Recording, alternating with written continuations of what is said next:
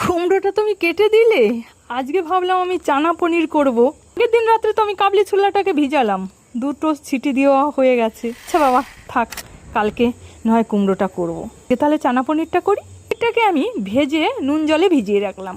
ওই তেলেই গোটা গরম মশলা, তেজপাতা, শুকনো লঙ্কা ফোড়ন দিয়েই 1.5খানা মতো পেঁয়াজ কুচি লাল লাল হয়ে আসলেই কাঁচা লঙ্কা বাটা, আদা বাটা, নুন, হলুদ, একটা টমেটো কুচি, গোলমরিচের গুঁড়ো, শুকনো লঙ্কার গুঁড়ো, এবার দেবো কাজু আর পোস্ত আর টক দই বাটা।